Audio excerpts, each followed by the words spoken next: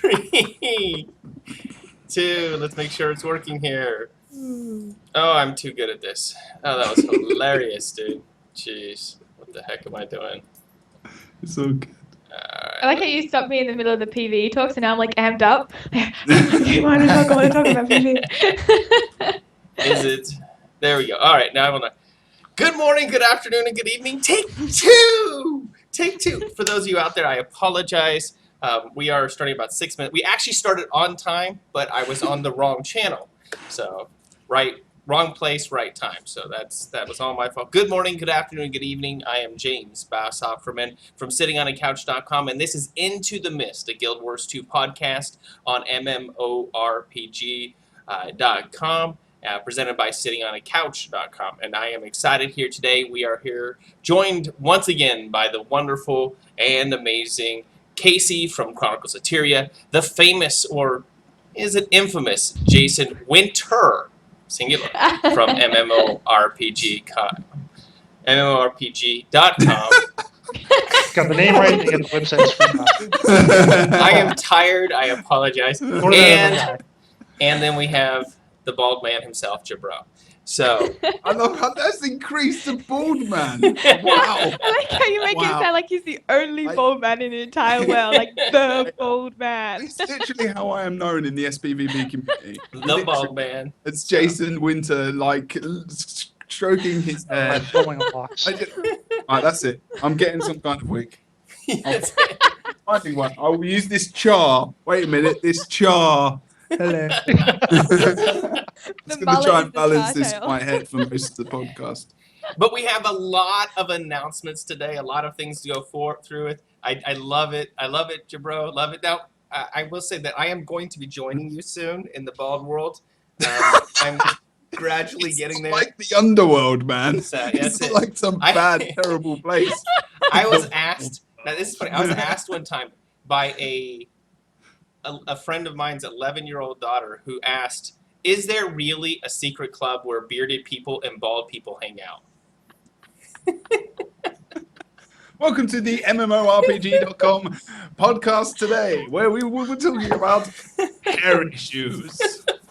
Where do you have it? Anyways, Season 2 is upon us. Season 2 is upon us. We have a lot to cover, a lot to go through today. We have the Gates of Maguma to talk about, the profession updates, the balance issues. We have the tournament and All-Stars tournament selection.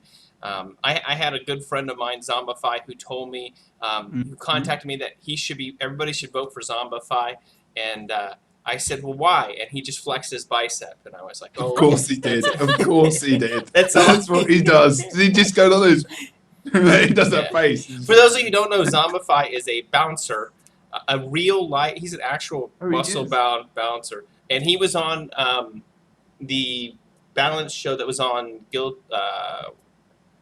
Curse's Guild Wars website. The game. Yeah, and he was on it once, and all he did that one time is he would sit like this, and he has these gigantic arms that are like bigger than my head. And I was like, that guy plays video games? What? Yeah. That's not. He's better than me. Him he's getting really angry good in as a well. PvP match and just crushing the mouse. Yeah. Well, he was at their live event, the one that was in. Where was that? What was that one? Oh, PAX. PAX, yeah. PAX. Yeah. He was at PAX, and they have pictures of him standing next to like Zeus, who's this short little Asian guy, and these other guys. And he has pictures next to Cade and all these guys, and he's just towering over everyone, and he's like twice the size and. It's like, oh my goodness, that's just Everyone's not fair. like, what's a bodyguard doing in the photos? Yeah.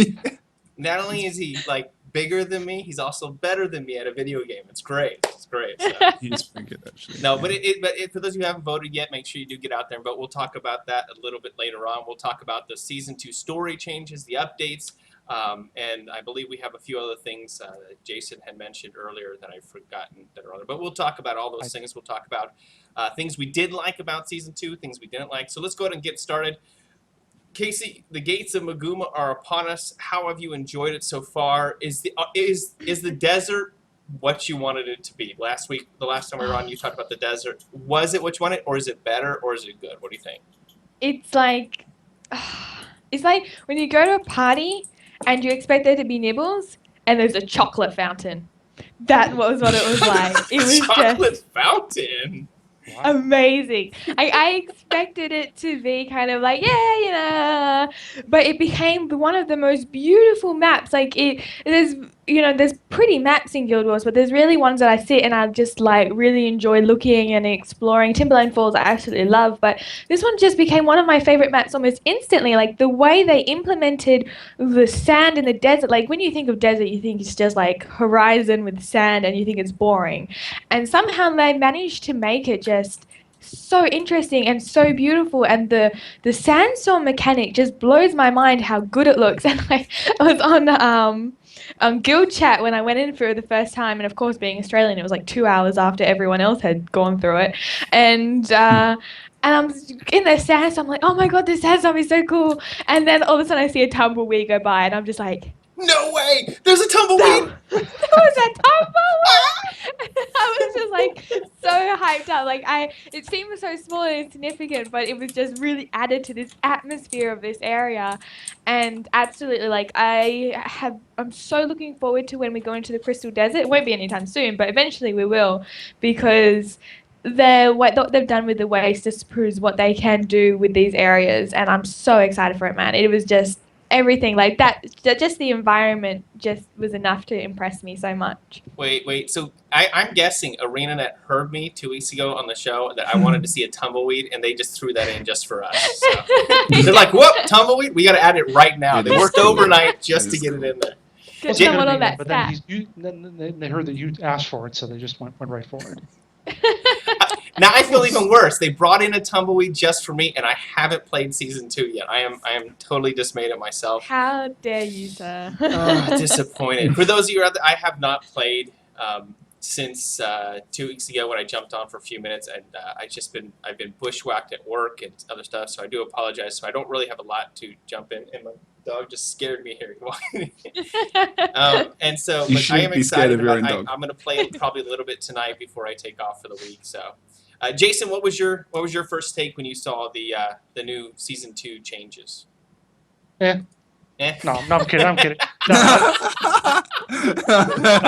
Eh. I think it's really cool. I really do like the zone, like Casey said. I really like the environment of it and the visual effects and so on. And I'm really impressed with some of the events in there. I think the events are more, in a lot of cases, more interesting, a little more creative than what we see. Because like 90% of the world that we have right now, except for like South Sun, it's all stuff that was there at launch.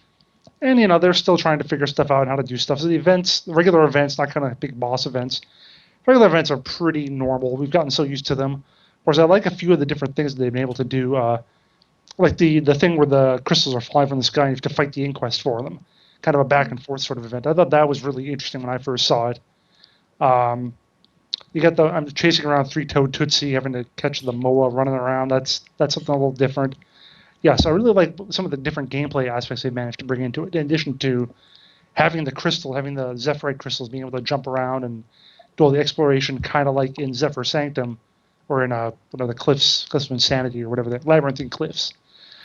Being able to do that and going for the lost coins and all that, really adding a lot more to it. It feels kind of like a festival event, in that you've got that kind of crazy stuff going around, but also a quote unquote real zone with events and gameplay and all that too. So I think that's really cool. So do you think this like takes the place of like a whole new? It's almost like you're having a new game that you're playing, kind of like if they're releasing a new expansion. Yeah, kind of like that. Is this close to is it close to the same feeling that you get? It is kind of. Obviously, it's really small. I mean, the zone itself is really tiny, like about a quarter of the size of a regular zone. So that's kind of a downer. I mean, I wish it was bigger. Obviously, they're going to have a chance to expand more and have more into it as it goes on. Hopefully, we'll have a little more area to run around in, if not in the next patch and the one after that. So, the map is bigger. There's actually a bigger map than what it is. They've just because of the verticality, cut off areas. Yeah, but I actually looked at it. Maps, like I did this with it on my screen, compared to like the size of Brisbane. I was like, okay, I can fit about 4 of these into Brisbane. So, it's about a quarter the size. So yeah, I mean it's not bad, but Do you think that the patch coming up on July 15th is going to expand on the map size? Because I would think that that's probably the biggest complaint that most people would have so far in season 2, is that the map is not as big as they wanted it to be. I don't know. I mean, it's tough because they don't want to set the expectation that you're going to get a new chunk of map every 2 weeks. So I kind of see them spacing it out a bit more, or maybe expanding it a little bit. At least not giving us the whole quarter size map. Maybe giving us a little more like going deeper into the mines or something. Because there are people in the village who talk about some odd stuff going on in the mines. So I can see having like an extra back way cleared out of there, so you got a little more room to run around. Probably nothing as big as what we were given this time. Or even an instance area, maybe that's how they'll do it, like a little dungeon or something, maybe. Or a public area like the Tower of Nightmares. So yeah, I think we'll get a little new space, but probably not on par with this size of a zone. Okay. Jabro, what do you think about Season 2 coming in? We'll get into a more formal one. I just want to finish up at least getting Jabro's appearance so far in Season 2. Go ahead. Have you had time to? Because I know that you're so busy with your new ArenaNet background, thing. So, you're being so popular with your 1,500 subscribers now. So you're just so my YouTube is being spammed with like subscription updates with Jabro. So this last so I we've been keeping up to it. I'm proud of you, man. It's I actually didn't been very sell good to my see, channel just then, by the way. Just saying that was his fault. Wherever he is in the world, he's in the 4 cameras. Yes, I did actually. I actually finished it yesterday, and I did make a mistake because I didn't know when which I've made like parts of videos, but it's actually, as a PvPer in the game and someone who the personal story, I literally wanted to get to the end. I've played everything. All of the patches, everything. I play everything in Guild Wars 2, but SPVP is my main. I like builds and I like killing people, not in real life in the game. just because if I don't say that, someone's going to quote me and just introduce yourself and say something interesting Hello, about I'm a yourself. killer. Okay. Jason's like, people. please, why am I here? I'm waiting. I wish I had like seen some with us that technical kind skill. of I have like a people. flashing graphic Oh, that comes God. up and says, "I like to kill people." If it wasn't Go ahead. 2:30 in the a.m. in the morning, then I might not be saying things like that. But basically, I got into the map and I actually paid attention to the story, and I don't want to say too many spoilers, but most people would have done it by now. But there's a point where you come into this room and you find out the history of this person, like Scarlet and stuff like this, and it's really cool. And I was like, wow, okay, this is like some cool lore and stuff. And I don't know that much before Guild Wars 2, but now I'm like, okay, I actually went through the story and I kind of understand like the basic goings on. But the one main thing I really like about it is that the actual environmental effects, like you're talking about the tumbleweed. I'm not sure if that was before when we went live. But Or like, the other time we were live. yeah, all the time. But the sandstorm, I mean, I'm not sure if it's dependent on graphics settings or not. I haven't actually tested them, but the sandstorm, when it comes and it dissipates, it kind of fades. It does fade quite quickly, but that's actually how it is in the desert. But it's really cool. And when you go into the mine, it's bloody dark in there. And if you get your flamethrower out as an engine and stuff, you can see, and it's a bit like the World v World jumping puzzle. And you feel like you're part of the world, and it actually feels like the game has advanced graphically and in terms of their design, which is a good thing. Even if it's in such a small zone, if they could do that in other zones more effectively, I know we've got snow and stuff like that sometimes, but things like, like real effects, like you're in a massive storm and you can see lightning and loads of other crazy stuff. That's why I quite liked it, actually. It was pretty cool. And there were some nice little fights in there in the storyline, and people would have little problems with them, but it's not, I don't think it's meant to be too complicated, but, I've failed a couple of times. That's speaking of it. It's actually a funny story that when I first went in the zone with my girlfriend, we were going around on the side of the area with we were kind of going up. You start off up top, kind of.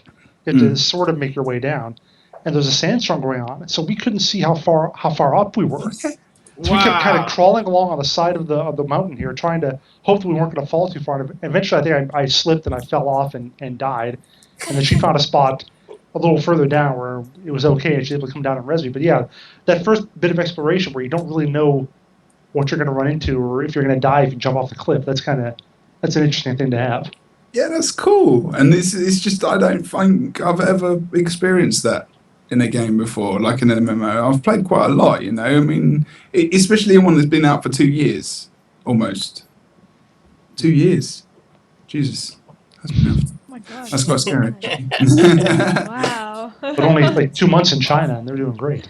Yeah. Exactly. They really are. Oh my god. Uh, But it is really it's different, and like Casey said as well with the episodes, and once you've completed it, you can actually go back and you've got new achievements when you actually complete it. Is a really good idea to get you back into the storyline again and to just keep replaying the content because you have to, especially if you're an achievement or. Which I am kind of a little bit. So it's quite good for me actually. Yeah. It's good.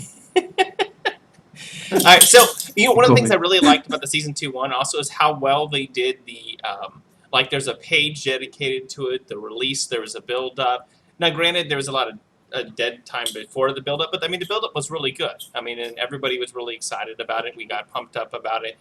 They gave us everybody a couple of weeks to get really talking about it. They have the release page where it talks about what's coming for the Fall of the Zephyrites, the digging deeper. You're fighting against the Inquest. And I think you guys were talking. What is the Inquest thing that's going on right now, Casey? I mean, what are we? Is it the Zephyrites we're fighting against, or the? So this is a little bit of a spoiler of the story. I won't spoil too much, but basically when you go through the story, you find out why they crashed. It's not entirely clear, like it's pretty much, it's not clear why that person did it or anything like that. And the way that the Inquest reacted when you went through the story, it really seems like they did, like a lot of people were saying, oh, the Inquest sabotaged them because it was going over their territory. But it really seemed like the Inquest didn't really know what was going on, in the sense of like they just wanted to go and salvage all the stuff. They didn't really know, know that this thing was actually going to pass by, and they didn't sabotage it themselves. So the Inquest, I think, like it's part of just adding all the variety of the mobs, and I really like the Inquest being there because that is the sort of place the Inquest would be, like some remote area where, like the Brisbane Wildlands, where no one would disturb them, and they can just go and do what they want. So if no one really cared about the Zephyrites, the Zephyrites didn't have this trade treaty. And the Vines weren't in that area, so the Seraph would have to go. In reality, the Zephyrite would just be left to the mercy of the Inquest, and that's the sort of thing the Inquest absolutely love. So like I think it was just a bit of extra story to put in, like the Inquest being there, and there's a lot of Azura magical things. Oh my god, so technical. Going on further in the story. There's a lot, like for example, Scarlet is actually very heavily influenced in this story, and Scarlet originally learnt most of her, because she's an engineer, most of her stuff at all the three of the I don't know the story, but at the Azuran academies, and so she knows tons of Azuran technical stuff. She knows how to work, and a lot of her designs. A lot of it, you can tell I'm pretty much studying engineering. I don't know what you're talking about, but all of the designs she have are very heavily based on Azuran stuff, and I think this will play in, and maybe the Azura will have something to do. The Inquest will have something to do with that, but I think that their role in the story is very limited. Are we losing Casey to the Matrix? That's it. She kind of phased out on us there. She just kind of faded out slowly. That's okay. We got most of it. So, We can see Australia. Jason, I mean, Am I back? You're okay. yeah, you're We can okay. We just lost you for a second there in the Matrix. We got the technical stuff. Yes, when you I'm said good. technical. Camera just blew up. Jason, what do you think about the? Have you guys seen the video for the Enlightenment yet? Or the Entanglement? Not the Enlightenment, yeah. Yeah, I mean, and some people are like going like frame by frame to find every little bit in the shadows in the background. And I'm not like that. I just watched it once, like, okay, more stuff happening. You're so level. Like when I watched, I was like, oh my god, I'm so excited. Well, now that we've actually had an update, I'm like, yeah, whatever. So it's gonna be one every 2 weeks again. Yeah, now I'm used to it again. When we were going for months without, I was like, oh my god, give me any shred of information. But yeah, I mean, like I said, I think it's So gonna with be. age comes dignity. Yeah. Oh, you just call me old. It's really good. though. No. I am just so glad no dragons. It's the vines now are Yeah. coming after you. Well, See, I told you the Sylvari were evil. No one believed me. Sylvari are evil. You're I the evil one. I think that some of the vines might actually be part of the dragon. That's my prediction. Some of the I big would- vines are actually part would- of the dragon. They're being No. controlled by the dragon, at least. They're Because definitely being controlled. in Guild Wars 1, you see Krakatork, he's just a big mountain range. So, Ah. make the, It's kind of freaky though. It looks a bit quite adult. You see the right, like towards the end of the scene, there's just this guy like hanging by his neck with this vine around him. Like, I have about the interesting things to children? add to this conversation about that. Go for it. There's you know, the guy who's being thing. Oh, you can go out to get pictures taken. This is my He's- mate. he's in the town and he has this conversation about the bandits. That the bandits are, taking the copper from them and they're mining. And there's this whole shady business deal going down. And he makes this comment that he goes, "It would be kinder if they strangled us in our sleep." And then, in this trailer, you see him being hung or strangled. I personally think he's still. No, he shouldn't. I don't It think he was seems a bit sleeping in that adult, one yeah. though. So He's chilling out then if he's not dead. He's sleeping now. Very good point. Then what's that thing? What I was going to ask, because I don't know, but there's like a bone. There's like a guy at the beginning of the trailer, and it looks like a centaur or something. He's like blowing a horn or something. It looks like that's he's a a char. Centaur that people have seen actually way on top of one of the ridges. Yes. So Yeah. I will be honest. I have been really impressed with their storytelling in terms of and how they're going about in a marketing manner of telling the story, like the videos, and then before season 2 we had all the little audio things, which I know Jason you didn't really care for, but some people. I mean, but it was all about build up. Even though some of the stuff I didn't really care too much about, I was like, okay. But it really got people at least thinking about season 2 coming, and I'll say from all of our podcasters who are part of it, outside of the Mesmer community, who are very upset with the recent balance changes, outside of them, everybody else is really excited, about how season 2 has gone. And granted, most of them completed the entire section in a week. They spent a ton of time playing. But I mean, that's something that Guild Wars 2 wanted. They wanted people to, be able to walk away for a bit, then come back and play and want to play, spend your hours playing it, getting everything caught up and stuff like that. And that's a really good step forward, I think. I'm trying to figure out what I'm going to say here, but that's why Guild Wars 2 is different. I mean, it's not about. I think we talked about this in the last show, that as much as I want there to be some competitive form of PvE, that's not what Guild Wars 2 is about. Am I right, Jason? I mean, that's not. I don't think we'll ever see a really good in-game dungeon type of a thing from Guild Wars 2. because if you want that, there's 100 other games to do it. That's it. There is actually something that happened a couple of weeks ago, dungeon running, where there were prizes given out, and the stream actually got over 1,000 views. I That think was D&D's. when it was live. That's it. D&D speed running. They had a speed running dungeon Really tournament. good, actually. Yeah. Really Oh, good. good speedrunning. Give us more reason to use only Zerg. Yeah, that was the That that was Well, the only thing about it, really. I'll be but I'll be honest. I mean, it was enjoyable to a degree to watch. I mean, it was Yeah. kind of like watching the weekly tournament on Guild Wars 2. It's okay. Some parts are interesting. Some parts are really boring. How dare you, sir? Well, Throw it's- down the gauntlet, Jabro. Throw Well, it down. I'll be- throwing the gauntlet Jabro, down. I wish you were here last week, Jabro. We had a good talk with one of the guys. Oh, who you plays- saying you don't have a good talk with me? Yes. Okay. We had, and Jason, you weren't here either, but we had a really good conversation with JC Bro. He's one of our podcasters, but he's also plays PvP on a PvP team, and we talked about how a lot of the PvP community is just really bored with Conquest. That was their whole thing, is that they were really bored with Conquest, and we were thinking of different ways that it would do. But we were talking about this D&T thing coming up, and I think it's just kind of the same thing. I mean, it was okay. They'll do better as time gets on and they all get used to it. But there wasn't a lot in the D&T tournament that they had that was going on. There wasn't a lot of explanation as to why they're pulling this way, why they're fighting this way. It was more like, oh look, they're using this weapon. Oh look, they're using, Mm. and that was the really boring kind of like part of it.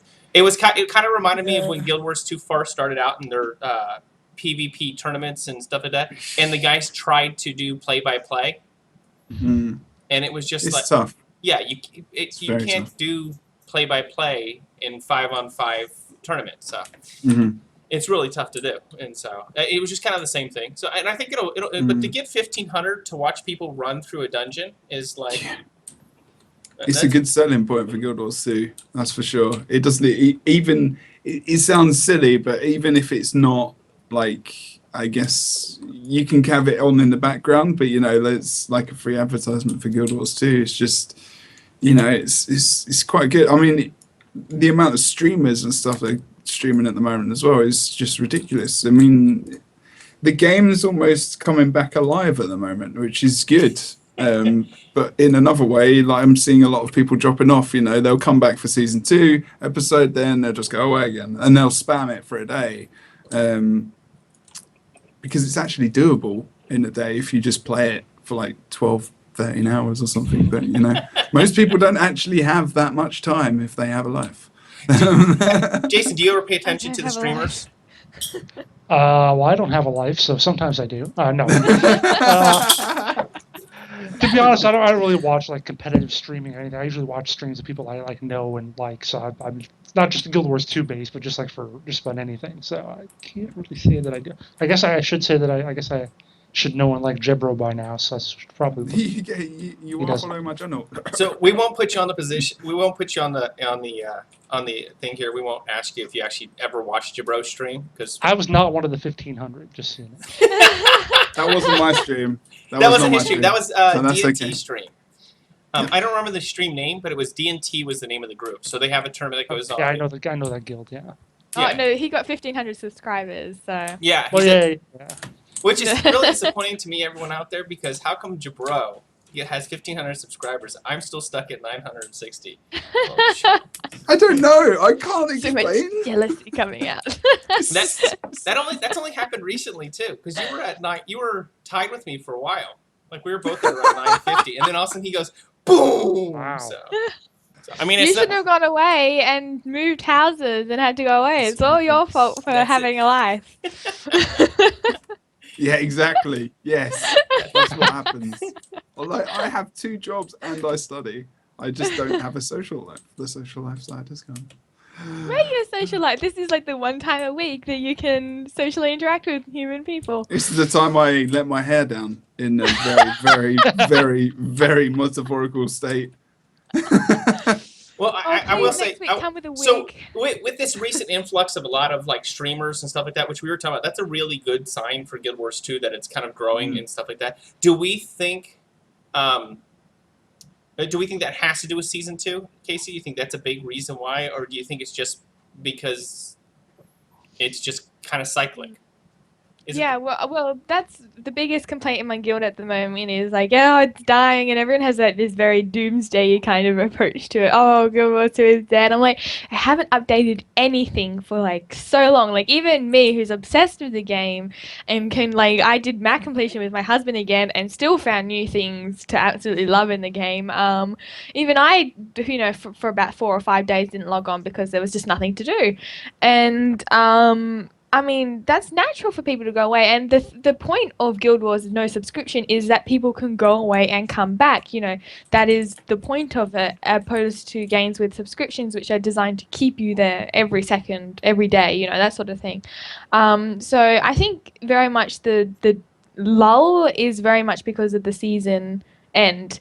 And with the season picking up again, for example, my husband has started getting back into it, and he hasn't played for a year, or even probably over that. And so I think that the season will bring people back more frequently, like every 2 weeks there's something new, so people come back and they're like, oh, maybe I want to get a guild to do this with, and then they get a guild and they get friends and they come more often. And so I think definitely it will definitely come back to a very even thing. But don't forget, it's been 2 years since it's been out, and sometimes that 2 years is enough for people to play an MMO and they just want to go. And there's people like the person in the chat stream who's coming in now.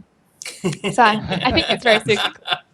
Who's the new guy? I just said he was just sorry. That was Guilty Swords. It looks like he just came. All right. He just started playing. Welcome to the game, Guilty Swords. Welcome to the game. He The likes your game. beard. The game. Mike The only was game. recruiting. The Guild, yeah. There's a show. The Guild had the game. So I will be honest. Like I took a 6-month break from Guild Wars 2. I had no. I reached a point where I got kind of, disinterested with it, and I'm very competitive, and so I left for a while. And I'm just kind of slowly coming back into it. So but it's a different type of game. I think that's the main thing. I think it took a while for people to realize that Guild Wars 2 was not going to be like every other MMO RPG that's out there. Like you said, if there are other games, if you want a competitive PvE type of a thing, and you want that type of environment where you want an in-game where you have to continuously build your gear to get to. Though, from what I heard, they're going to have a gear that only people who play in the PvP TOL tournament are going to get. Totally wrong. You're going to see some rage. ArenaNet, you're going to see some rage here. This is not it from Casey's you? happy face. No, I don't care. I think it's cool that these guys get their own special skins to show off and tell everyone how much better they are than the rest of them. But Guild Wars 2 is for those people who...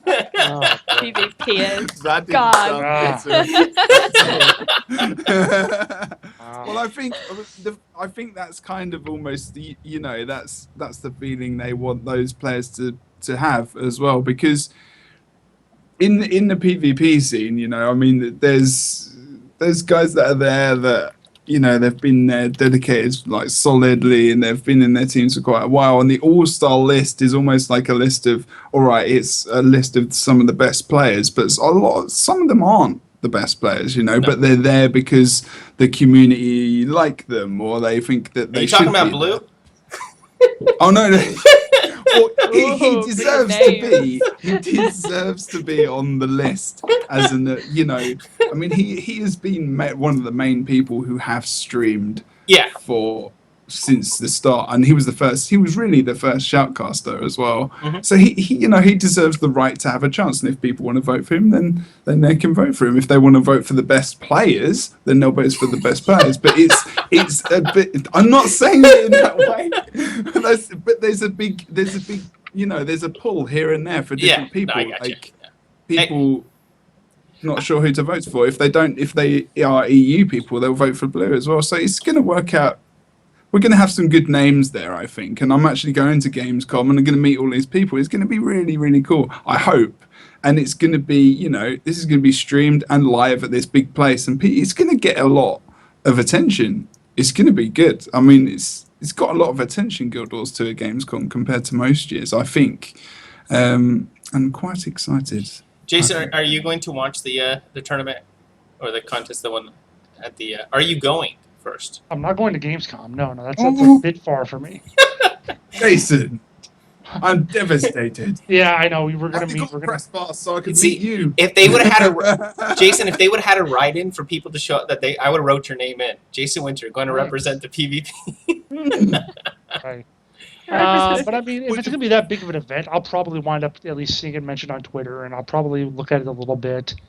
Cause I'm not the huge PvP, not the huge Watcher fan, but I did watch some of the tournament packs.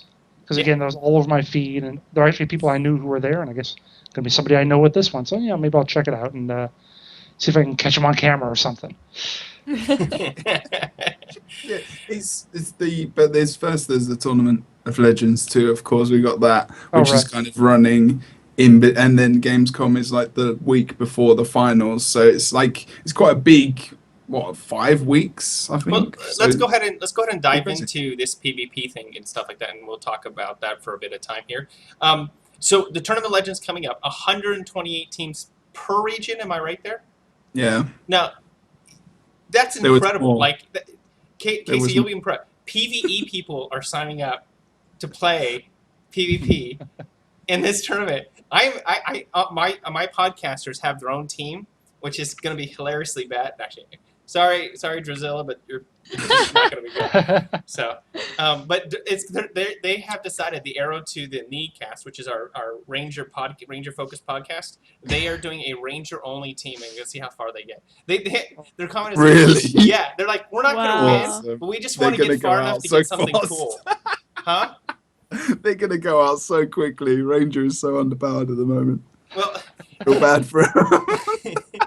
I hope they win now, just to Oh. just to show them. they're like, we're not I going like to it win against underdog. any actual team. We just want to beat the PVE guys for a while, and then when you end up facing like the real. But I could just see like how hilarious it'd be like the first time that it'll get up like against 55 HP monks. It'd be like, really? There Really? is. I bet the first team in the first bracket are just thinking, because you can see the brackets up now, and I can even tell you the name of the team that's actually up against them, called the Spectrum. I'm very sorry that you were up against them in the first round. I really hope you were just completely unknown. But when you're facing like a team like that, and it's best of one for the first like 2 rounds, it's just one game. That's it. But you get to win. One of the main reasons a lot of people are entering, obviously, is legendary, but you get a mini llama pet. You Yeah. can only get it from doing this tournament. Right. You can't get it any other way. That was So that was that's their the whole point. reason for joining. They wanted the mini llama pet. They don't care if they win. They're like, we're gonna get a mini llama pet, and then we want to get at least to the second round. Exactly. And it was like the free llama finisher if you got through to the next round last time. So, it's pulling PvE players over to another side saying, look, you can get this stuff. But if you actually train and enter cups and stuff, then they might enjoy it. You can get gems, spend the gems on the gem store, la la la la la. So they're thinking about it. It is really a good idea, to be honest. Tell me about that. I've asked my husband, like, do you like LOL? Do you reckon you're like PvP in Guild Wars 2? Like, this is coming from the most un-PvP person in the entire world. Do you think he would enjoy it if he's done those sort of Yeah. games? Yeah, definitely. Right. Loads of people that play PvP and play League of Legends. The stuff like that. biggest difference I think for a lot of guys who do League of Legends and then go play PvP with Guild Wars 2 is just the conquest thing is a little different. But I think a lot of them are enjoying the kill or be killed map. So that seems to be the 2v2 one. That's all like. I love the 2v2 and the 3v3 tournaments. Those are my favorite tournaments, just because it's just people. As Jabro says, it's just people killing each other, and that's enjoyable to watch. So And he likes killing people. that's right. He does like killing people. So, I actually, personally, I do like the killing, but oh my Actually, God. I I'm doing am it partial myself. to a bit of killing. Yes, I do like to kill on a Wednesday. Sorry, oh my God.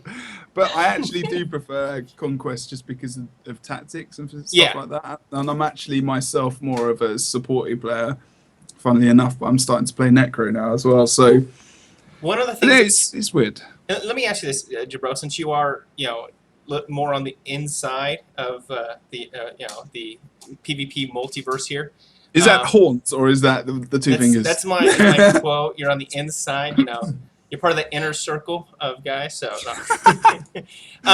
we talked about in the last show about like one of the things that we thought would be really cool and would really separate Guild Wars 2, kind of bring in a different flair, is if like each map had more of an objective type. Like it completely changed. Like in Legacy of the Foe-Fire, is that the one with the big center and the 2 side, and then the Lord?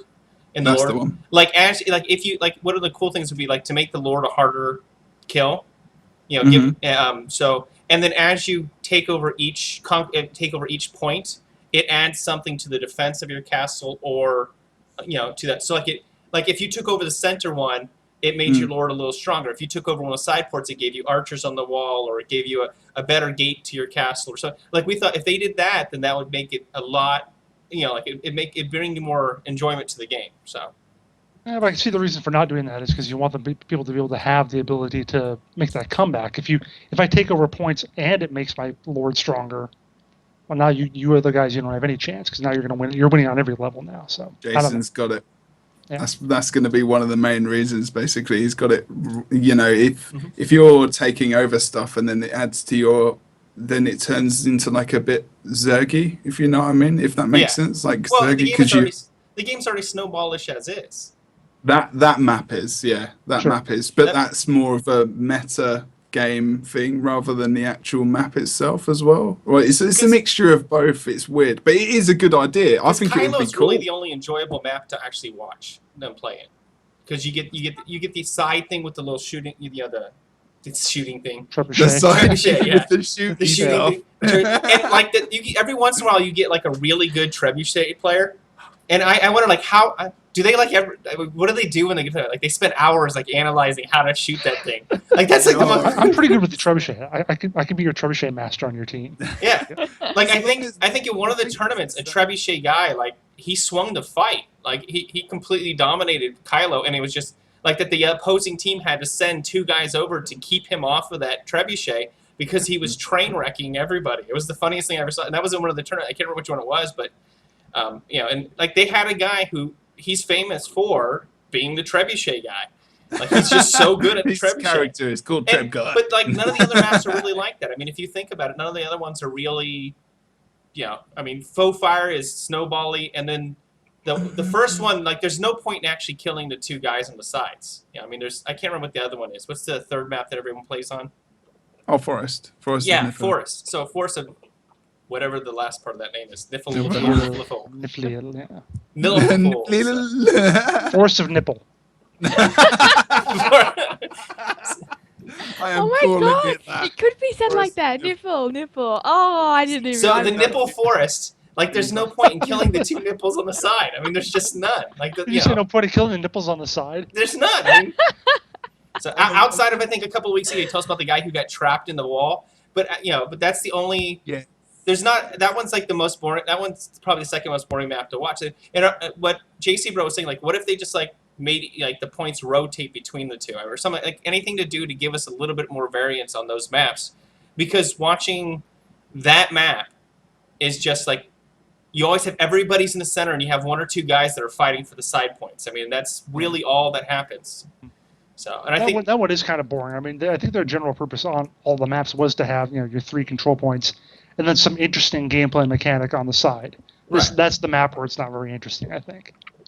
It's funny. See, I think when I first started off watching it, I think I was a bit the same, and I was in World v World, and I was like, what's this about? But when you start to watch and you know who the players are, and you know the story behind, like, this player doesn't like this player, and there's these these 2v2s where you constantly see these guys, and their anger gets the best of them. They try and kill this guy, but then he dies because he's just ended into a 3 versus 2, and you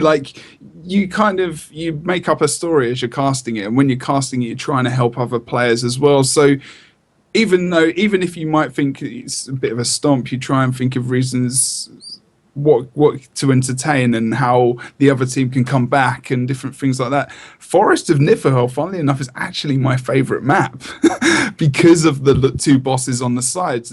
There's a lot of different things it brings in stats. It brings in an extra 25 points. And we had a game today where it was 502 points to 499. And it was actually the boss kill which won the game and a kill of the player. And the player that died was actually the full bunker support guy who wouldn't normally die, and we got to the end of that. That was the first round. He doesn't even like PV. He's gone. He's gone. But it was exciting, and me and Blue were just sitting there like, oh, Jesus. And it was like that in a couple of tournaments. Like last couple of weeks, we've had really competitive teams coming up, and like every single game we've done has been fairly close. There's a bare minimum, and it's got a lot more exciting recently. But the thing is, it's getting those people, like you say, when you watch it, and that's honest, it's boring. It could be, and it all depends on casters, camera angles, teams, people that you can relate to, and stuff like that, a story. And that's kind of more, I guess, like an American side of it as well, because in England, we don't really have story behind players and teams and stuff like that. But whereas in America, it's like there's this story behind people, and it's cool, it's interesting, it's fun. It makes it more exciting to watch it as well, because you want to see that kind of thing. We got to do something to fill the time on those 24-hour sports networks. we do the human interest story on this basketball player who lost his eye in a car crash when he was 12 and whatever. Yes, exactly. And then So- his mom's crying, saying, "Oh, he's the best person in the Well, world." Let's go back to talk about some of these things. Like, okay, so let's talk about the maps again. I mean, I like, and I think we're talking about, someone mentioned this, like, rarely do you ever see, at least currently, where a Lord kill is actually even important in Legacy of the Foefire. And I know that they tried to make it. I mean, it used to be, I think Maiden Meta back in the first year of. They killed Lord, I think, quite a lot. I can't remember. Yeah, they were real, or MIM or whatever their Meet Your Maker or something like Maiden Meta or Made they- it meta, yeah. Got Yeah, it right. they were really famous for actually winning a couple of fights by sneaking to the Lord and killing the Lord off. But in the current way that the game is set up, it's an unimportant part of that map.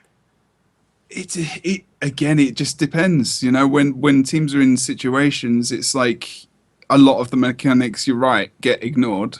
But a lot of teams, it's a risk factor. It's like it depends. It's still there, but it's in the back of the other part. I think Jason said something close to it earlier. It's a good comeback mechanic in Foefire. It's like 150 points. So if you hit 340 and you've got, say, a 1 cap or 325, and you've got a 1 cap, and the other team hasn't approached or just hit over like 410, 420. Then you can go and kill that Lord and rush it, and with 2 guys you can kill it effectively with like a Thief and an Ellie, or a Thief and a Mesmer, or a Thief and something else bursty. But it's a nice comeback, and then you're like, you might not even know it's happening as a caster sometimes, because sometimes it doesn't come up on the map, and you're just like, oh my god. And it's kind of, it gets exciting, and you're like, oh, the points that people are getting decaps and caps, and the points are coming so close, and you just, you got to kind of hype it yourself a bit, because if you're Right. sitting there going, oh, yeah, he's over there, isn't he? I'm What's he reading doing? the chat, and apparently Skyhammer is the map that's on the solo queue spin right now, and everybody knows how much everybody loves Skyhammer. No But- comment. I honestly think, now here's my choose to conspiracy not theorist at heart here, okay? I think ArenaNet released Skyhammer so people would stop complaining about Spirit Watch. Hey, what do I know? I liked Raid on the Capricorn, but you You like the Underwater, really? yeah. I thought the map design was really good, but Underwater has always been. We won't even get into, because Underwater is like that's like ArenaNet's dirty little secret. We don't know how to do Underwater, so we're just gonna hide it here. Like, I don't know why. Like, it's so it's too bad. unbalanced. There's too many more skills. You Yeah. can't balance it. No. You can't. It's too much. And you take it. What they should have done is what they did on Temple, when they took out the water and they just put ice over it. They could have done that in Raider Capricorn. Do you remember How would that? you get to the thing that's underwater? Just put it on the ice. I don't know. Raise it up. And they gotta have people out there digging. Crazy So story. You gotta bring got your this minds. tropical landscape with a sunken ship, but the Yeah, water there you comes go. over. Oh, yeah, of course. I didn't even think They about should that. just put like a little drain at the bottom of the lake, and then the lake, all the water, take out the water, and like Exactly. dead See, yeah, shark that would be corpse on the cool. side. So, There's your third mechanic right there. There you go. But Scott, when you talk about something like Skyhammer is just, it's another map where you can just have completely different builds, because I played against a guy. It was a female engineer, and she was running around the smallest points of this, where the hammer is, and she was just destroying people. She had the toolkit out. She was using the magnet, pulling people across into the gaps, doing knockbacks with shield 4, and I was just like, what the hell? And I was just getting so angry. I was like, seriously, there's 3 of us here, and we can't kill this one person. But that's what they do well, like the Trep guy. Our All Ranger team was doing some queues today. The Hmm. All Ranger guys, Durs from Attack ATTK, which is the show's name. So he actually got onto our podcast line chat and was raging. He was like furious. He's like, I'm so done with this stupid Skyhammer. I hate this stuff. And he's just going off on it. And so we're all laughing at him. And he goes, and we're like, well, what in the world could get you this mad? He goes, well, our team was practicing and we end up fighting. It was 5 Rangers against 5 Engineers. And the Engineers did no damage at all. All they did was carry all the control weapons, and they would just drag and pull and punt these people off the edge continuously. Like, they couldn't actually. They would get up and then they get knocked off the map, and then they get up and they get knocked off the map, and he's like, it was so horrifying. I loved that map when I had my Hammer Guardian, because I just, you golf, just boot them off, and you just be like, that's awesome. It's so good. But it is literally, solo queue is everyone calls it yellow queue. You know, it's you Yeah. don't know who you're with. It actually matters nothing. Like leaderboards, you can have one guy carry a team easily, Yeah. and it's just for fun, really. I think solo queue. I will admit, I really like watching the solo queue stream PvPers. Like I like Mm. watching Helsith when he's playing, just solo queue. I like watching Zombify when he's Zombify and solo queue is hilarious. Like if you guys have not watched Zombify stream, it is he talks so much trash to nobody in particular. It's so funny. He always goes, It's "Gotcha, himself. blow you up, and he's playing like a female necromancer." I'm like, what in the world? And it's pretty awesome. It is hilarious to watch them stream. So I'll admit that is one of the cool things to watch is the solo queue streamers because every once in a while the game doesn't have like a perfect balance in terms of like who you're facing. Like I could get in there and I think I'm ranked 13 and I might end up facing Zombify depending upon what type of day it is, which means I really don't have a shot. But it's funny to watch him like face guys where you got 4 guys trying to attack him and he just kills them all off. And But you're not ranked 13, are you? I'm somewhere around there. I don't know what rank I Sit it am. under my hand. You should get in there and rank up.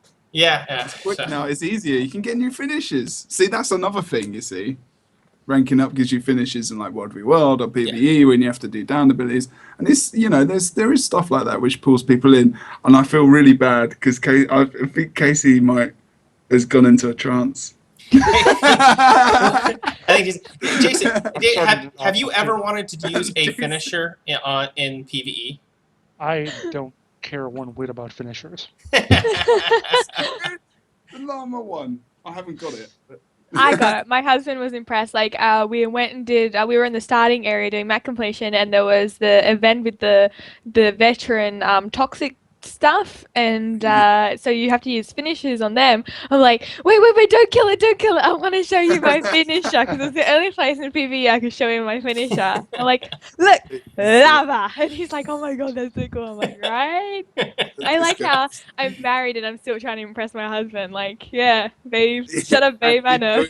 Finisher in the game, a llama that gets a rainbow. That is a really weird thing though. That part of the game That is is not in weird. PvE. The downstate, like you don't actually finish anybody in PvE. Mm. That's like it's in World v World, it's in PvP, but it's not anywhere in like I think it'd be really cool if you could finish bosses, like drop finishers on bosses. That'd be awesome. But Yeah, that's that just me. would I be have cool. a weird sense of humor. So Jason's like, no. I no. agree. It would be quite cool because you did it with Scarlet, didn't we? Had to do that with Scarlet when she was in her ship, not the ship, the drill at the top. She had this like little dome over her, and it knocked you back. And then she was doing her AOE abilities, and then you had to get up to it, and you had to down her, but you couldn't because she had this dome over her. You had to just time it or whatever. I remember that because the guild finisher came up, which I had that then. That was quite cool. I was like, yeah, I think I Wish actually I could have remember. killed it with a llama. That All would right, have been so- good if I could kill it. So Aw. we have talked about the Tournament of Alliance that's coming up, and when is the Tournament of Alliance, Jambro? Tournament of the Lights. Or Tournament of whatever. That would be awesome name. Whatever the Tournament of Lights. The Actually, TOL. Suena.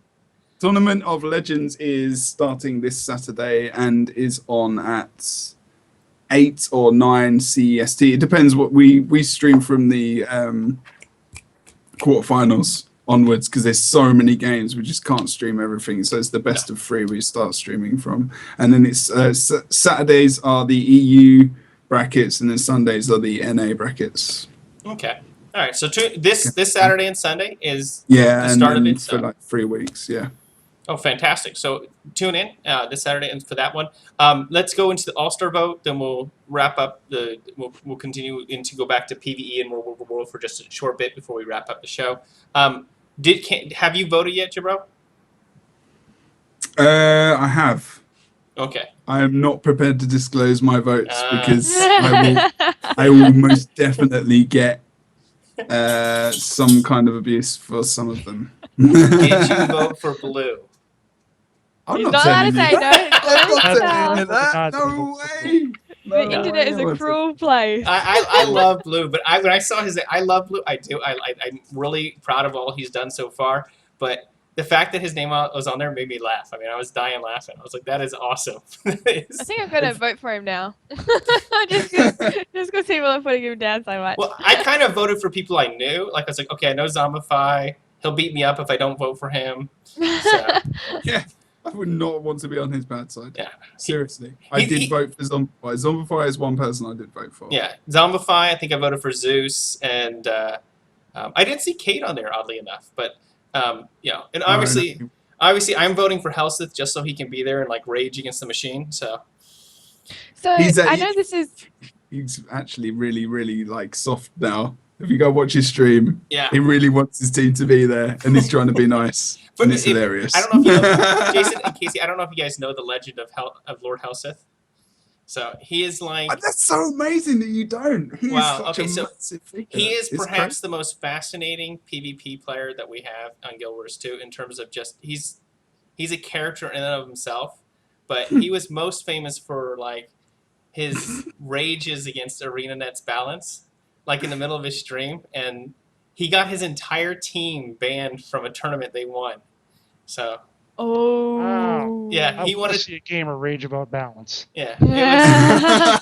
I don't ever get to see that. He only said to bring an AK-47 to PAX. Yeah, That's that's what Well, he said. no, yes, no, he should have been banned for that. Yeah, That is inappropriate. It was like, dude, and so I'm sure he got really fit, but he was always known as the giant troll in terms of the PvP community, just because he I love people like that. Oh, I want to see Yeah. them. I'm with you, Jason. he's interesting. So, I like the guy. He's actually a really nice guy. It's just as soon as he gets into like gamer mode, he becomes like the king of trolls. So Like I it's said a earlier, performance. it's the It's when you get persona. online. I've seen people like that. Exactly.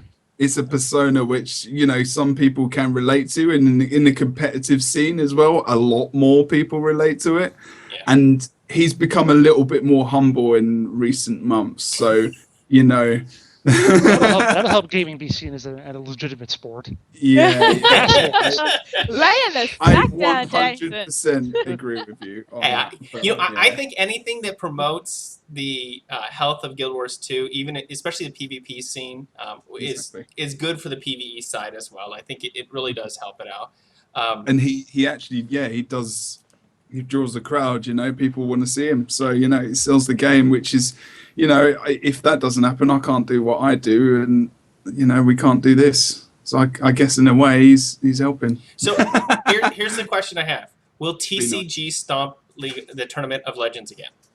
Now, the interesting thing about that is that they're not called TCG anymore. Oh, They're actually called Team Mist, as in the last week or so. And they're sponsored. I guess they're kind of sponsored by Mistpedia, oh, who are okay. running the tournament. So that's quite an interesting one as well. So it's, you know, they're supporting the guys who have supported the main community. So there's kind of this group building, which is quite cool. You know, it's like another little section. And DPS, you know, the DPS guys who admin the last tournament are now bringing out this massive thing as well. They've got this whole massive studio set up, and it's getting pretty massive actually. It's getting, you know, the whole scene is just kind of ballooning all of a sudden.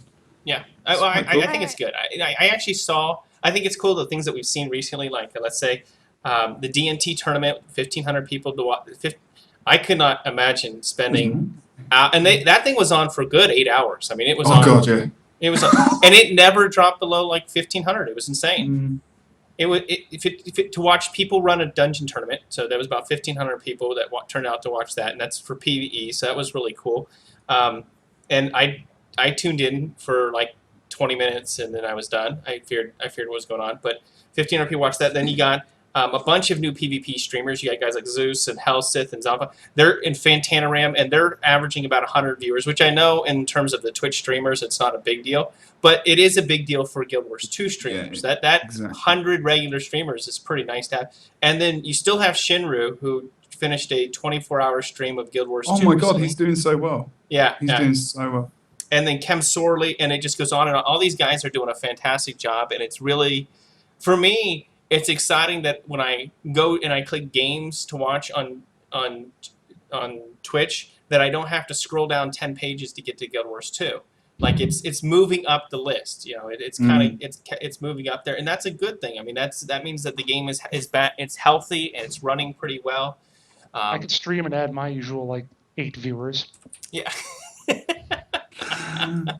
The thing is, it's like, with Guild Wars 2, it's almost like streaming. It's like a consistency, and these guys like literally stream for like sometimes 10 hours a day, and they do a lot of giveaways. They give away gold and items and stuff like that. I mean, I do that as well in my streams. It's how you kind of build it, which is the tough thing about Guild Wars 2. You feel like you have to give something away to get some viewers. It's such a tough place to get viewers. It's just unbelievably tough as well. You have to make every single second of it interesting, and it's sometimes tough because you get big gaps in places. Well, to talk about, It's tough to get there. I saw just somebody I'd never seen before streaming. I saw a new streamer, and I think there were about 45 to 50 people, and they were just talking and kind of wandering around the new season 2 area, and it was just a PvE stream. No, I mean they weren't a PvP player, they weren't a world v world guy, and it was just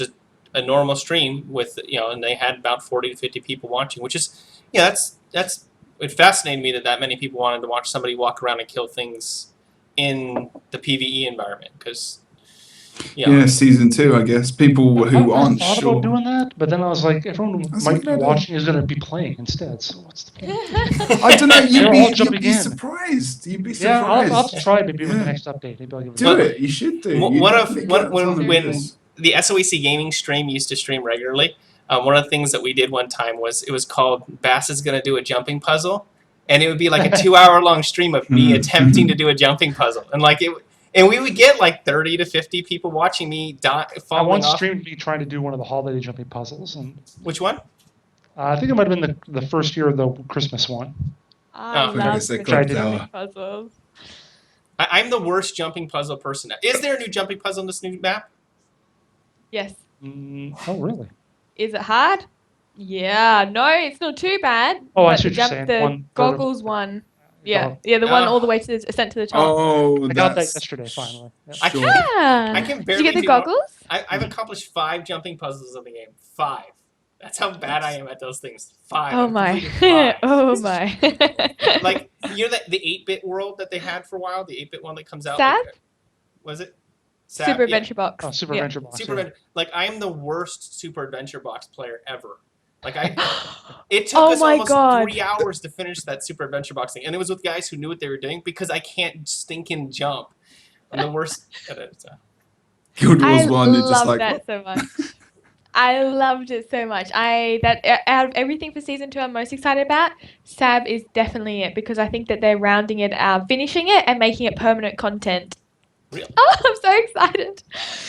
I'm trying to get. I think I've mentioned this before, but I'm trying to get people in my guild to agree to a tribulation mode drinking game, and so every time you God. die, you take a sip. Like I don't want people to Oh, die of God. liver failure, so it's a sip, not a shot. But Eventually, you wind I'm up drinking just- so much the 8-bit graphics will look like real graphics. yeah. The world's a mixing. I'm so excited for that because I remember the first time we did Tribulation World 1 with one of my friends, not the stress of it, but it was kind of late. It was actually very late at night and it was really early for him.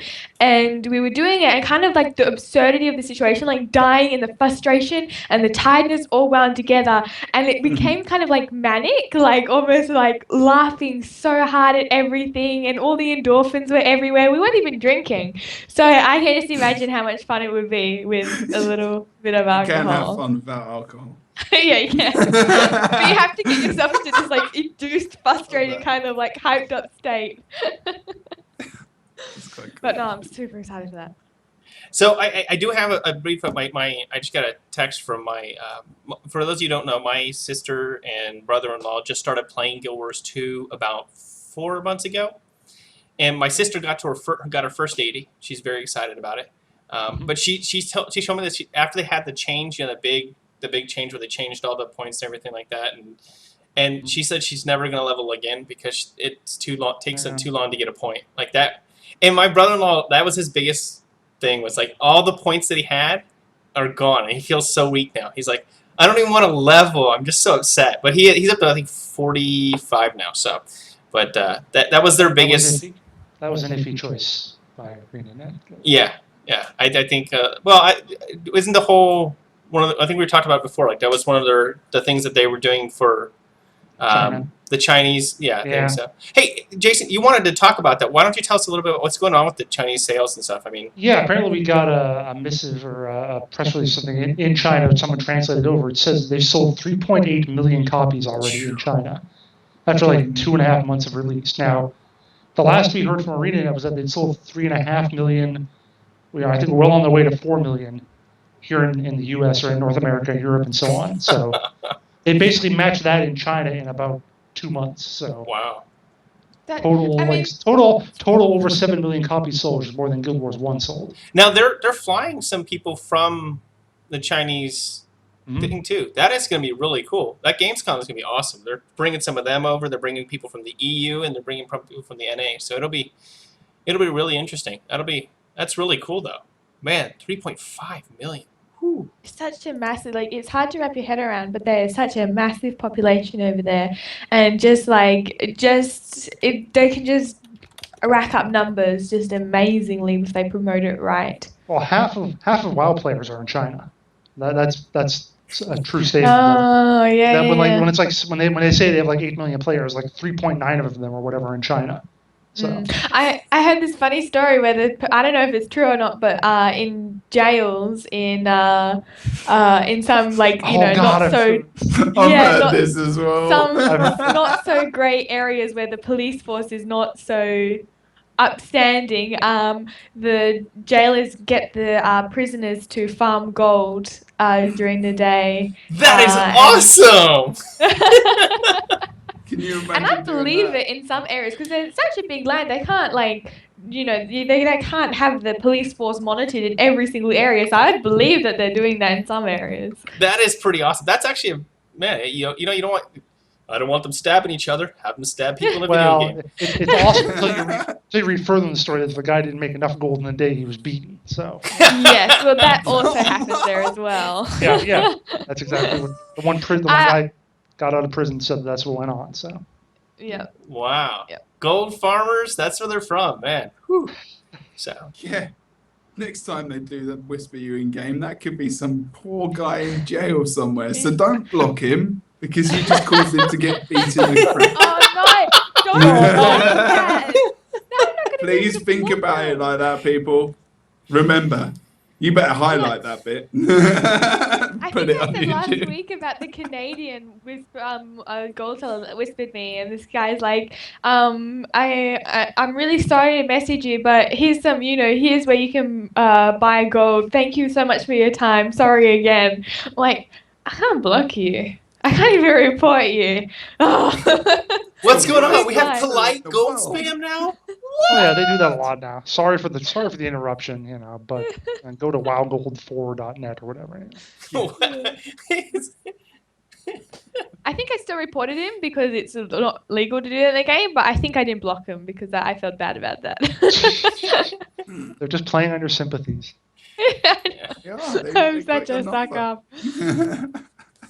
I don't know. I always think selling gold is always funny though. But I will admit, when I was younger, and my first time in WoW, I actually bought gold in a game. I felt so. Oh. Yes, Ban yes. him. I Ban did. Hammer. Yes, that was back in my Fantastic. WoW days. So yeah, back when my account was getting. But WoW was always interesting because your account got banned like all the time because people were always hacking into the game. Like, Gee, who could have been hacking into the game? So gold sellers you gave money to. That's quite a funny circle So, of life. I still, it's funny because I still get messages. I have not touched my Battle.net account in like 4 years, and I still get messages that say, your account is being used to sell gold. And I'm like, what? I didn't even know that account was still active. I thought I closed it. So don't buy gold because they take over your account years later. So even 4 years after you stop playing, they're still running your account. So You're like, this is awesome. I hope this guy never comes back. So speaking of gold and rewards, one of the things they talked about for new season 2 is the new rich rewards and the new items and stuff that are coming out. New crafting gear bonuses, harvest cacti to create delicious new dishes. Nom, nom. Are you guys a crafting profession people? I mean, do you enjoy doing it? I do it. Honestly, I craft just to level and then I never do it again. So I love the cooking crafting. I absolutely love the discovery aspect of it. It would be a long shot to say that crafting is fun. It's something you can do, and I get out of it, but the actual process of crafting isn't exactly fun. I looked up on the wiki what you get, what you need to make the cactus food, and it was like 10 of the cactus pieces, 5 onions, 10 tomatoes, 3 of something else, and for that you get 1 dish. Oh, Really? this stuff better be like orgasmic chili or something. Orgasmic chili. I looked at from it, I was like, cactuses. okay, that's okay. I'll but have what he's having. I don't know if that really encourages me. Now, maybe the wiki's wrong. That's happened before. I No. haven't actually tried to make any of this stuff in game, but I looked at it and it didn't really occur to me as something that anyone would particularly want to get. Yeah. They're probably just adding new stat combinations and things. why make it so much? Why require 10 and 5 and 10 and you get 1? At least if you do that, make it produce like 5 of the dishes. what always drives me crazy is they always, like, whenever they add a new recipe into the game, because I am a fan of the cooking craft, is they always add, like, okay, not enough people are buying or trying to farm this craft, so we're going to throw this one into it. It's like, what? I don't even know where to get blue raspberries. What in the world?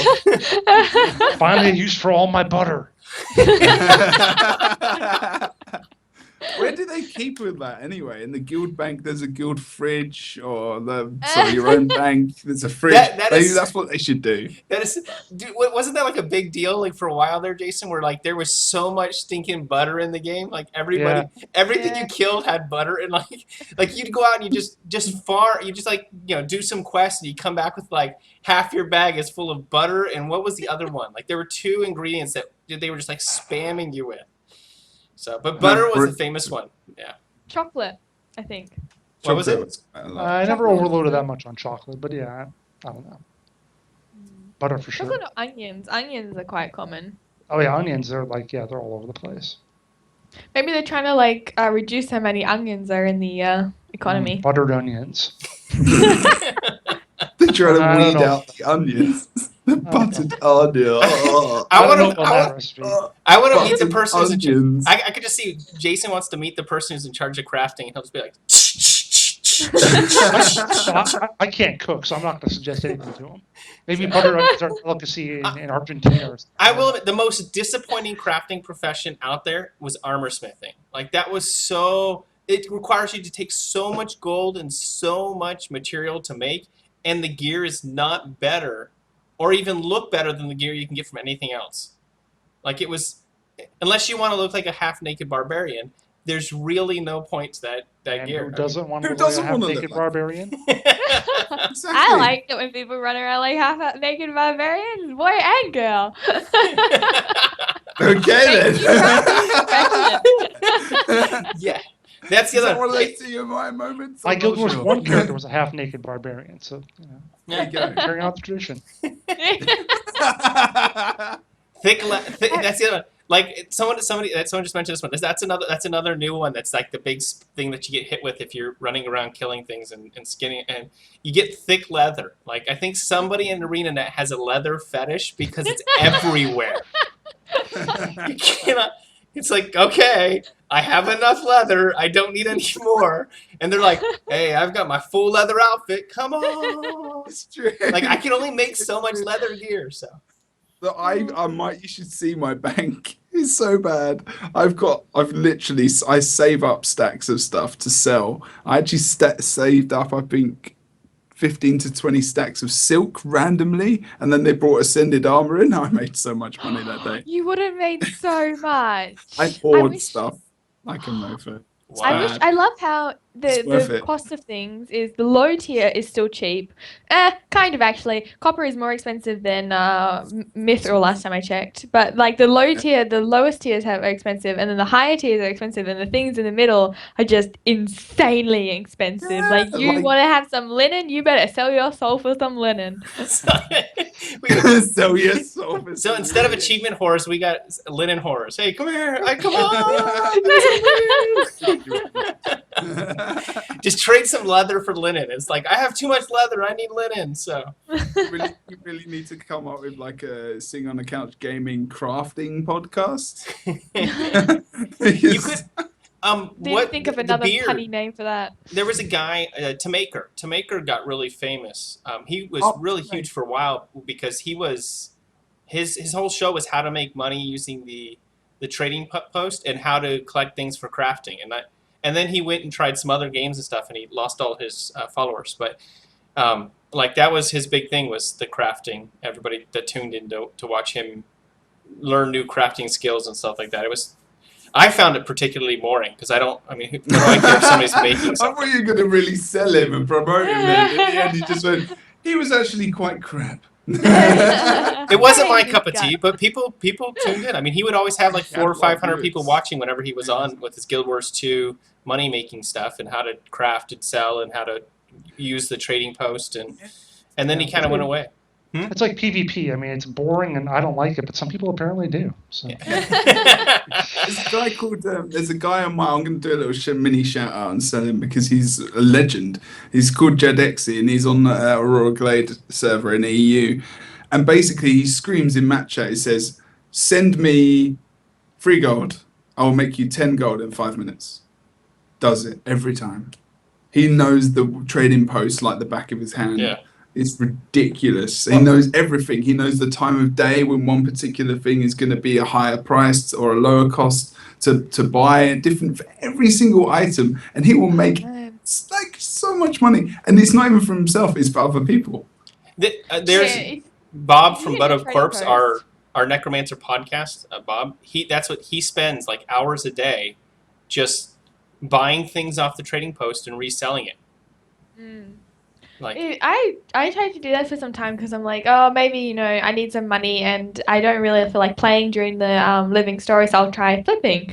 So I tried flipping, and yeah, you can make money. And I mean, I was so not good at it, but I still made money like every single day. And but in the end, it was like, I don't enjoy this. This is not what I want to come on and spend hours doing. But I mean. Joy to those that can log onto the game and go and do that sort of stuff and be like, yeah, I'm enjoying myself. I'm getting fulfillment out of this. I wish I was one of those people, because for me, it's like, when I was rather. before Guild Wars 2 came out, there was a game. I played Star Wars, and there was an actual college class that I can remember that it was a marketing and financial class, and they would use the trading post in Star Wars as a way for guys would have to go in, create a character, and then manage the market, and that was part of their. That was their. That's so good. They had to learn to manage and work the market in order, and however much money they made, and then they had to write like a report and do all this stuff, and it was. People were like raging, like, "Oh, you can't. Video games not learning." And the guy was like, "Look, it's a free economy."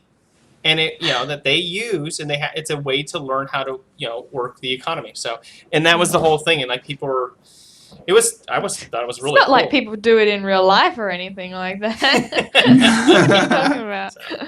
Either way, I thought it was pretty cool.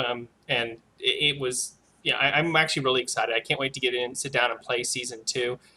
Sorry, Casey, I still don't care about the personal story. Unless does Traherne die in this season 2's personal story? not yet. No. Wait, Darn it. No, waiting on it. But the pact is actually probably going to come into the story next on the 15th. So the pact is starting to come Didn't know into the story. So now this is supposed to be the enlightenment. I keep saying it, entanglement. The entanglement, not enlightenment. The entanglement is supposed to be permanent content. That means something's going to change and happen in this living story, personal story thing that's going to stay as a permanent part of the game. Am I understanding that correctly, Jason? I'm still not entirely certain what all is exactly going to be permanent.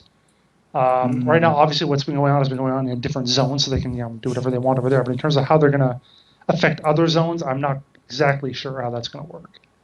Yeah. There's in the trailer they showed that there was going to be an outpost. I don't know if you guys remember this, but in the living story there was that instance where Traherne's like, "Can you go and ask all the orders what they think about me because I'm too shy." And you go and ask them what they think of Traherne. Wait. Do the hand motion again, And please. you wonder why. And people wonder why I have such a hate for Traherne. That's one of the things I hated. It's like, dude, I'm not your messenger boy. Actually, Go do you it kind of yourself. are. You kind of are. Miss- Yeah, I know. Yeah, you are. I didn't sign up to be a messenger boy. I signed up to be a hero, not a messenger boy. If I wanted to be a messenger boy, I just go to work in the morning. So. Go ahead. Sorry. So you're saying. That in that storyline, there's I don't know if you remember that event, but there's actually like a little packed outpost in Timberland Falls, and they actually show you in the trailer that it is actually completely overtaken by vines. A lot of people in there are dead, and there's one woman like walking cautiously with a sword, and then the vines come and take her. So that's shown in the trailer, and obviously like that can't be permanent because that needs to stay there for the story instance.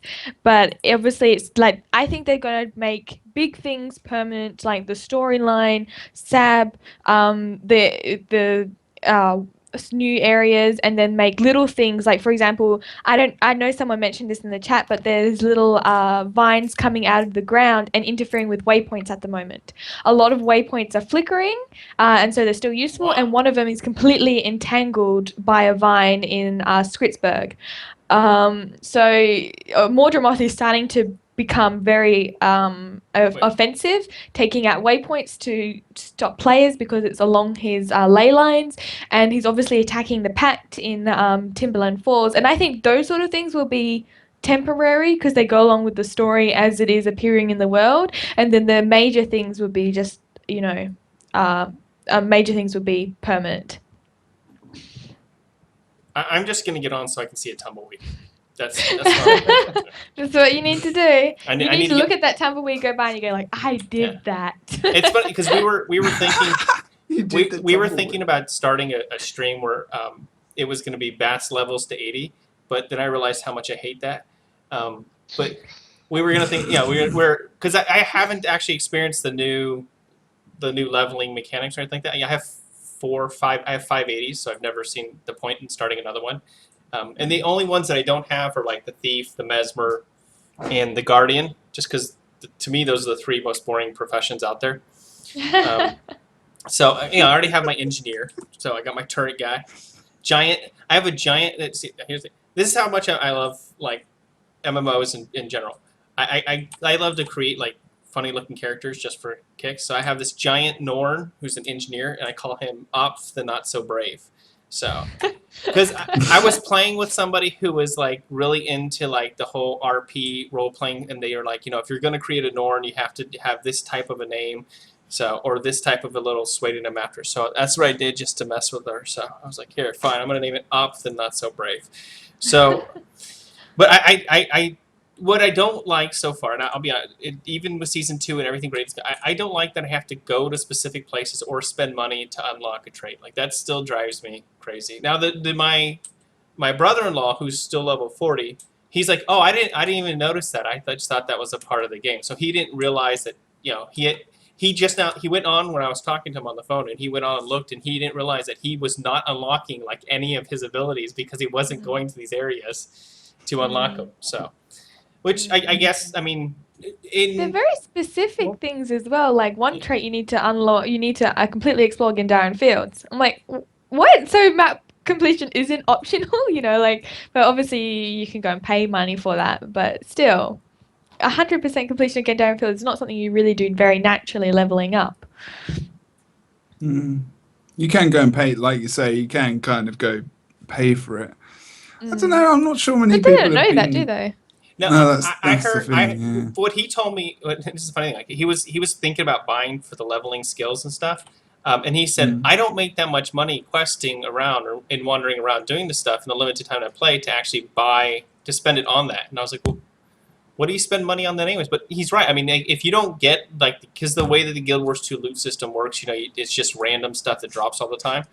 And so if you don't get the armor that you need to actually continue to advance because you don't have the skills in place ahead of time, then, it just goes from there. So that was his main thing that he talked about. And we'll probably get him on the next show or get some new player on the next show so we can ask him about their experiences leveling through. But I will say, so he said the two reasons, him and my sister, they said the two reasons they love Guild Wars 2 and here the two. One, it's a very beautiful, calm game. Like, he came from like, WoW and StarCraft and very aggressive, where a lot of trolls are running around. Trollish people are running around, and he likes how people are very calm and quiet and stuff like that there. And 2, it's free. So that was actually the biggest seller. Was the game is for nothing. There's no monthly fee to pay. Yeah, exactly. So they can play whenever they feel like it, and not feel like they have that they're wasting money. So, but they both enjoy it. They love how beautiful the game is, which is I think every article I've ever read about Guild Wars 2, like most of them comment on the beauty of Guild Wars 2. Like there's always some article, and I think it was I was reading a thing on IGN or one of those where it was like the top. I can't hear you, Jason. Are you saying I'm not something? saying anything. Oh, okay. Just, my stomach has been grumbling slightly because I haven't eaten for a while, and the show's been going on for a while, so I don't know. Oh, I did it again. I'm sorry. Okay, we'll wrap it up after this one. Okay. I'm sorry. I always do that, dude. I am so sorry. Oh my god. If he faints It's from okay. hunger. It's only 3:30 a.m. here. Yeah, General's the one who's dying, probably. But I haven't slept. I've officially been now on stream for I think about 9 hours. But I love it. It's okay. It's fine. He's giving me a slow clap. It needs to be slower. Slow lag clap down. Thank you. People will And mock this me. is even more. See, I'm Anyways. wearing shorts. Look. So, well, I have no idea where I was going with that one. Anyway, it was on. It was 10 games that you have to play in the year God. 2014, and Guild Wars 2 was in it. And the main thing was to see the beauty of it. It was 10 games that have changed the way the games are played. In Guild Wars 2, and it wasn't about the combat mechanics or anything like that. It was about how beautiful the game is. And how it really upped the ante in terms of the scenic views that you see as you walk along the game. So, and that was the article that was on. So, anyways, I think we are done. I'm going to go ahead and wrap it up there. Thanks for reminding me there, Jason, with your stomach. So, Give it a half of Jason's stomach. It's I'd like always to on. thank everybody for tuning in. Those of you who are watching on YouTube and on Twitch, and who are listening in on the iTunes channel. Check us out at cityonthecouch.com. Thank you, MMORPG.com, again, for allowing us to be able to host this show. Thank you, Casey, Jabro, and Jason. Winter is coming. Is here. Winter is coming. And I have to tell myself that, otherwise I always say the wrong name. So Do what you have to. Do what you have to. Just don't call me Winter. Wait, I'll just get you your spade. So- Here you go. follow this channel. Follow our Twitch TV SOC game channel. Check out Jabro's Unity. Check out Jason on Twitter. Jason Winter at Twitter. I don't know what his actual Twitter At is. Winter Informal. At Winter Informal. Wasn't that like a dance when we were in high school or something like That that? was the Winter Formal, so I had it's kind of Oh what I my- was trying to do. Yeah. Really? Okay, that was pretty cool. So, Casey, check out Chronicles of Tyria. She's and if they ever bring back Lowercast, you'll have to tune in and check it out. That's where I heard her from, and the one from Guild Mag. Get out there, watch some Twitch channels, get bored like the rest of us. No, I'm kidding. I thank you all for tuning in. We appreciate it. We love y'all, guys. Have a great night. Bye. Bye.